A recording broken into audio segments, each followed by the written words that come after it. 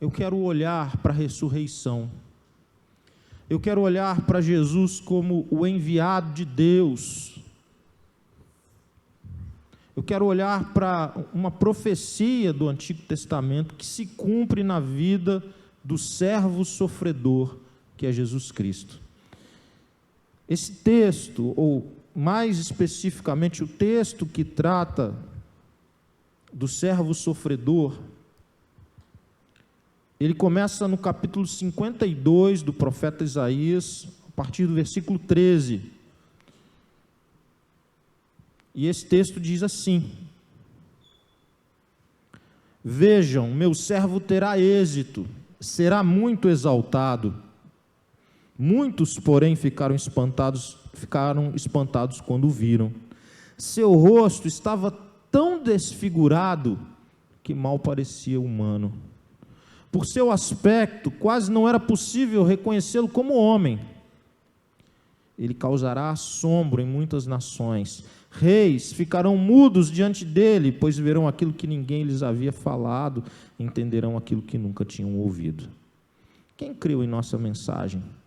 A quem o Senhor revelou o seu braço forte? Meu servo cresceu em sua presença, como tenro, broto verde, como raiz em terra seca. Não havia nada de belo nem majestoso em sua aparência, nada que nos atraísse. Foi desprezado e rejeitado, homem de dores, que conhece o sofrimento mais profundo. Demos as costas para ele e desviamos o olhar. Ele foi desprezado e não nos importamos.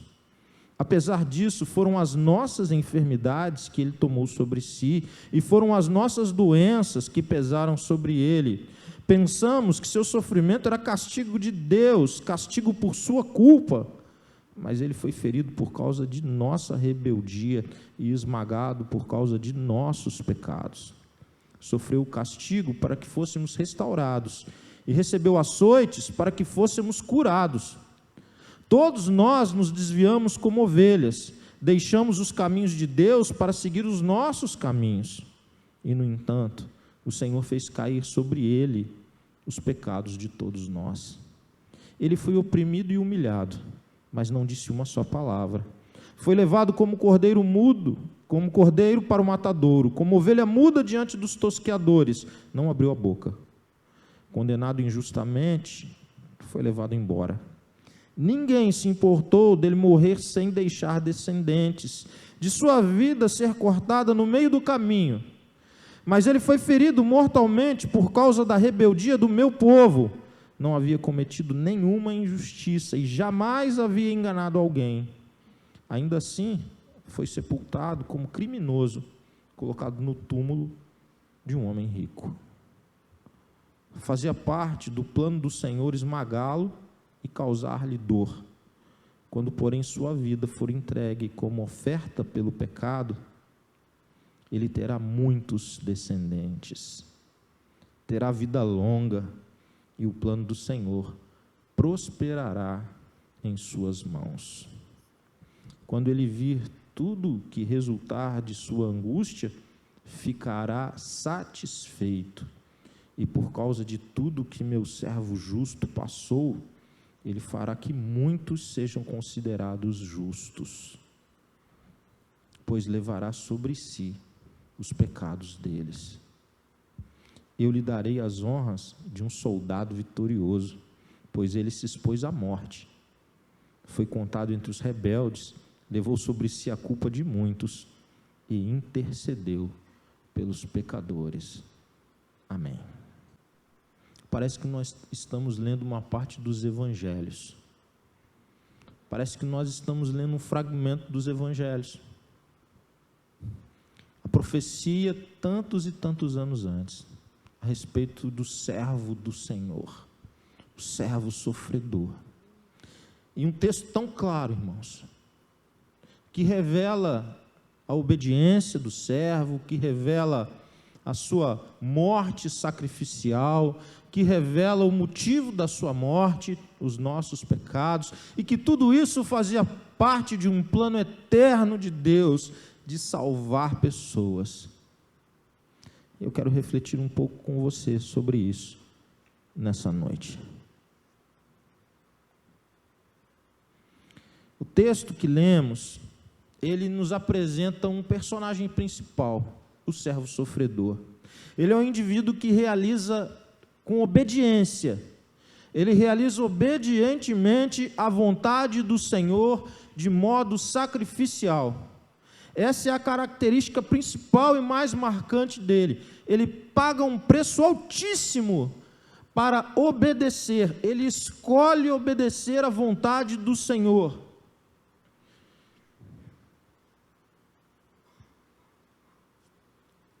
Talvez uma das dificuldades maiores de anunciarmos o Evangelho é dizermos para as pessoas desses dias, das pessoas que vivem conosco, que trabalham, que estudam conosco, qual é a relação existente entre a morte e a ressurreição de Jesus há mais de 2000 anos e a vida dela hoje. Não por conta do fato histórico em si, porque há farto material sobre a vida de Jesus, não apenas na Bíblia, mas em muitos textos históricos. Então não seria tão difícil apresentar documentos que apontem para a existência de Jesus Cristo. Mas não é isso que o Evangelho propõe, não é isso que a mensagem de Deus através da Bíblia propõe, que as pessoas reconheçam um Jesus Cristo histórico. Não. Porque não é disso que se trata, isso não é o mais importante. A Bíblia, de capa a capa, aponta para uma questão. Após o pecado, ou por causa do pecado, como consequência do pecado, o homem está separado de Deus. E Deus não se conforma com isso. E Deus não cruza os seus braços. E desde o momento em que o homem peca, nós vemos um Deus em busca de resgatar, de restaurar o relacionamento com esse homem que havia sido perdido. Havia, com os seus pecados, erguido um muro de separação, ficado de um lado, Deus do outro. Esse homem que agora caminha na vida de costas para Deus, não liga para Deus, nem questiona a existência ou não de Deus. Isso nem é um fato relevante hoje. Quem hoje está refletindo sobre se Deus existe ou se Deus não existe, isso é coisa do passado. Como anunciar para essa geração que há um plano salvador, que há um Salvador, que há alguém que venceu a morte, que há alguém enviado de Deus, que vai ser a solução para o maior problema de um indivíduo, que é estar separado de Deus por causa dos seus pecados. Quando nós falamos de entregar-se sacrificialmente, nós poderíamos dizer, olha, ele não foi o único, e é verdade, Essa semana, estudando esse texto, eu fui pesquisar, e eu me lembrei de uma professora, o nome dela é Helen Abreu Batista, em Janaúba, norte de Minas Gerais, há pouco tempo atrás, alguns anos.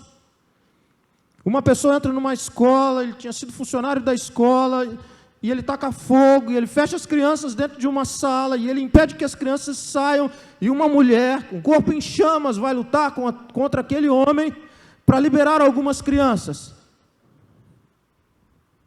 Morte sacrificial. Ela entregou a vida dela para salvar alguns.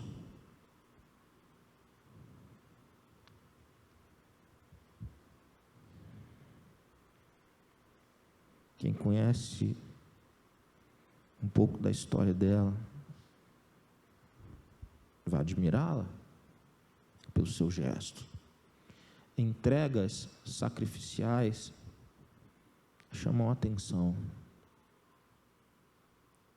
Mas o texto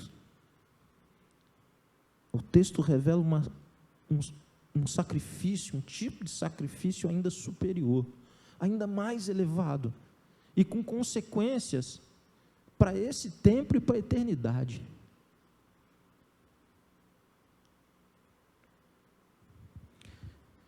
O versículo 2 o descreve como alguém que não tinha uma bela aparência, que não atraía pela sua bela aparência. O versículo 3 diz que, além disso, ele foi desprezado e rejeitado, e que ele conhece o sofrimento mais profundo. Eu quero parar um pouquinho aqui. Muitas vezes nós olhamos para os nossos sofrimentos, para os sofrimentos de pessoas que nós amamos, pessoas que estão de fato com lutas, com dores, com luto, com perdas, com desemprego, lutando contra enfermidades, com tratamentos terríveis. Nós olhamos para isso tudo, isso nos toca, isso mexe com as nossas emoções, mexe com a nossa vida. E o texto está dizendo que Jesus, esse servo sofredor, que é Jesus, ele conhece o modo mais profundo, o sofrimento mais profundo. Quem conhece é este servo sofredor. Mas por que ele morreu numa cruz? Por que ele foi açoitado? Por que cuspiram nele? Por que o furaram com uma lança? Por que colocaram uma coroa de espinhos na sua cabeça? Também por isso. Mas esse não é o maior sofrimento que o servo sofredor enfrentou. Esse não é o maior sofrimento de Jesus. Esse talvez seja aquele que mais chocava as pessoas que estavam olhando a cena. Talvez seja aquele que nos choca mais quando nós assistimos um filme sobre a paixão de Cristo. E eu te recomendo um do Mel Gibson, das antigas, muito bom. Mas esse não era o maior sofrimento.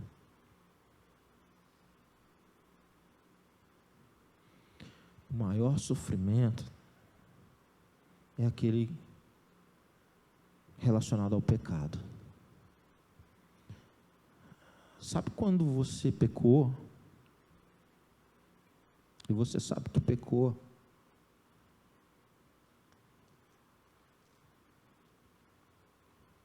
E você está com dificuldade de orar. E você está com dificuldade de ler a Bíblia. E você já não está com mais vontade de ir para perto de Deus. E você já não está mais animado com as coisas de Deus. E Deus parece agora ameaçador. E você está irritado. E você está mal-humorado.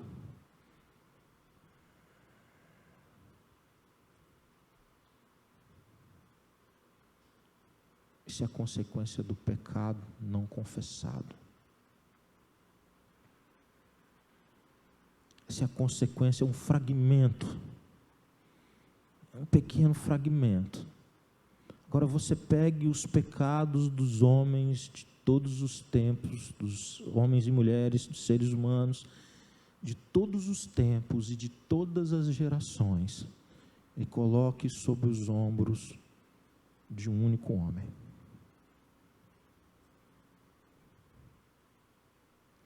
Quando a Bíblia diz que ele foi esmagado pelos nossos pecados, é disso que ela está falando.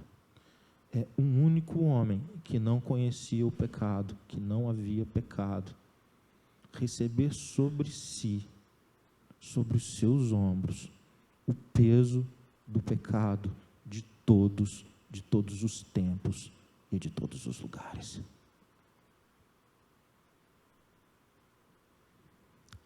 Esse é o maior sofrimento do servo sofredor. Esse é o maior sofrimento de Jesus. E o motivo não são os romanos. Nem a liderança religiosa dos judeus daqueles dias também. Não são deles também, mas porque não foram os pecados deles apenas que Jesus carregou na cruz. Foram os meus, os seus, os de todos nós. Por isso que esse texto diz que ele conhece o sofrimento mais profundo. E ele não desistiu. Ele amou até o final. Ele não desistiu. Ele obedeceu até o final. A ofensa, o desprezo, o peso do pecado, nada disso o parou. Uma das frases de Jesus, uma das coisas que ele verbaliza quando colocado na cruz, quando ele fala com o Pai, porque o havia desamparado. E alguns acham estranho o filho dizer isso em relação ao Pai. Como é que Jesus vai dizer isso em relação ao Pai? Como explicar isso? É porque pela primeira vez, a comunhão entre pai e filho, ela havia sido afetada. Por quê? Por causa do pecado dos homens colocados sobre a vida de Jesus.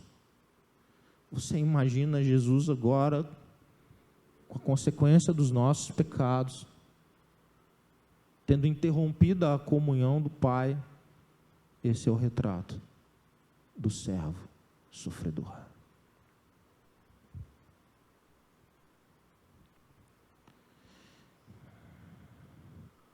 O versículo 4 e 5 dizem assim: apesar disso, foram as nossas enfermidades que ele tomou sobre si, as nossas doenças pesaram sobre ele. Pensamos que seu sofrimento era castigo de Deus, castigo por sua culpa, mas ele foi ferido por causa de nossa rebeldia, esmagado por causa de nossos pecados, sofreu castigo para que fôssemos restaurados, recebeu açoites para que fôssemos curados.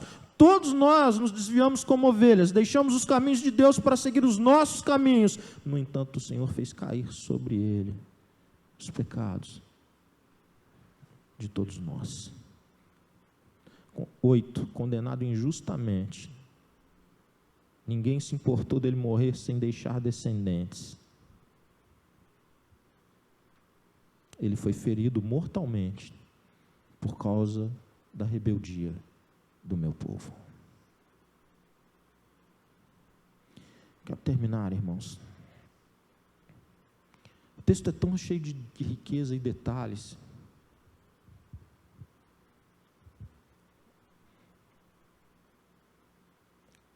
Que o versículo 9, do meio para o final, diz assim: ainda assim foi sepultado como criminoso, colocado no túmulo de um homem rico.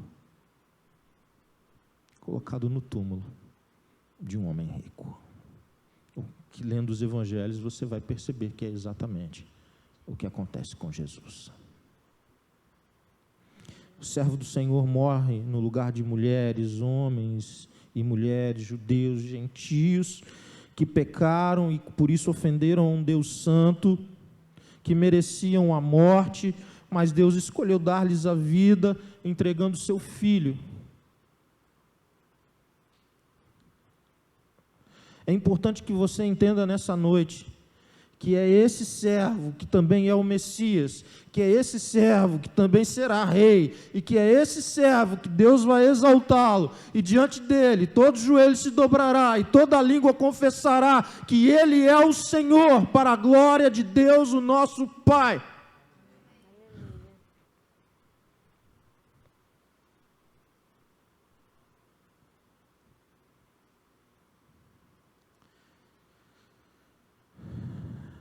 O primeiro versículo que eu li diz assim: vejam, meu servo terá êxito, será muito exaltado.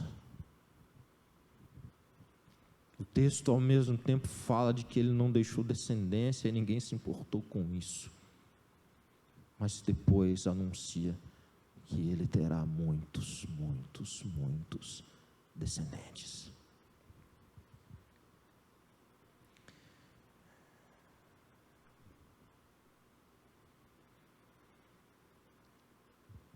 Há um termo, talvez você nem tenha ouvido, não faz mal se não ouviu. É um termo mais técnico da área de teologia, que é expiação. Algumas versões da Bíblia também tem, mas às vezes a gente lê e não tem uma clareza tão grande. Esse termo fala sobre a remoção, a retirada, a remoção da separação e da culpa que impediam que nós tivéssemos relacionamento com Deus. Nós não podíamos ter relacionamento de intimidade com Deus. Nós não podíamos estar em paz com Deus. Nós nunca conseguiríamos isso por nós mesmos. Ninguém conseguiria. Não há um justo sequer. E o servo sofredor é aquele que conquista isso.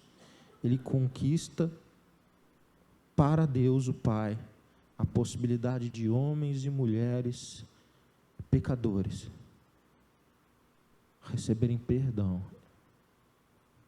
e caminharem para os braços do Pai novamente, pelo novo e vivo caminho que Ele pavimentou pelo sangue dele na cruz do Calvário. Aleluia.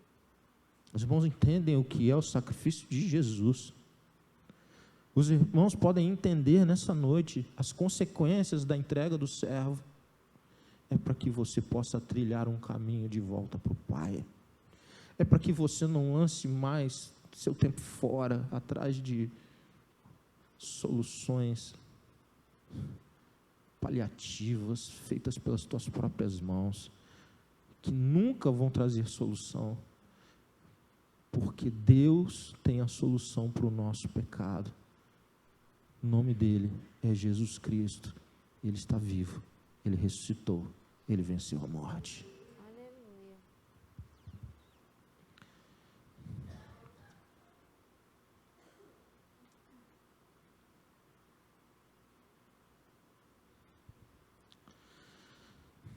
Eu disse que ele removeu a culpa, ele pavimentou um caminho para que nós não ficássemos distantes. E eu li algo que eu quero compartilhar aqui, que fez muito sentido para mim, eu gostaria que fizesse para você também. Deus queria de novo ter um relacionamento de intimidade conosco. Fala humanidade, parece que está longe da gente, com você, comigo. Deus fez questão de ser íntimo de cada um de nós. Deus não se conformou de ter um relacionamento à distância conosco. Por isso a entrega do servo sofredor, que é o filho dele. Aí lendo, o autor dizia assim: como você pode ter um relacionamento pessoal com qualquer pessoa, pai, mãe, cônjuge, amigo, quando há uma ofensa entre você e essa pessoa? A relação vai ficar afetada, a relação vai sofrer dano, vai haver um esfriamento, vai haver um distanciamento. E nós entendemos isso muito bem, porque nós já pisamos na bola com pessoas, pessoas já pisaram na bola com a gente. E o comentarista diz assim: para renovar o relacionamento, você precisa remover a ofensa. No caso entre homem e Deus, o que criou a distância entre nós e o Senhor foi o nosso pecado. E até que sejamos perdoados, nunca teremos com Deus a distância que Deus quer que tenhamos, que é pequena, que é de proximidade. O que Jesus Cristo fez então? O que o servo sofredor fez? Ele fez exatamente isso. Ele retirou a ofensa, a minha ofensa, a sua ofensa para com Deus, para que nós pudéssemos correr para os braços do Pai. A expiação é uma dádiva, é um presente. Nós havíamos falhado em corresponder ao Senhor, mas Ele nunca falhou, Ele enviou o Filho dele. 1 de Pedro, capítulo 2, versículo 24 e 25. Eu vou ler para você, esse texto não será projetado.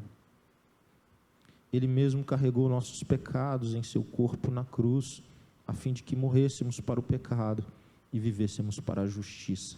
Por suas feridas somos curados. Vocês eram como ovelhas desgarradas, mas agora voltaram para o pastor e o guardião das vossas almas. Hebreus 9, 28. Assim também Cristo, oferecendo-se uma vez para tirar os pecados de muitos, aparecerá segunda vez sem pecado aos que o esperam para a salvação. Eu quero encerrar a minha fala te fazendo uma única pergunta. Você tem percorrido o novo e vivo caminho que conduz para o Pai? Porque essa é a melhor resposta que nós podemos dar à Páscoa, ao servo sofredor, a Jesus, que é a nossa Páscoa. Ele se entregou para remover a culpa e a distância que havia entre nós e Deus. E hoje é nossa responsabilidade trilhar o novo e vivo caminho. Desfrutar disso, buscar isso, se entregar a isso, colocar isso como principal objetivo das nossas vidas, retornar para os braços do Pai.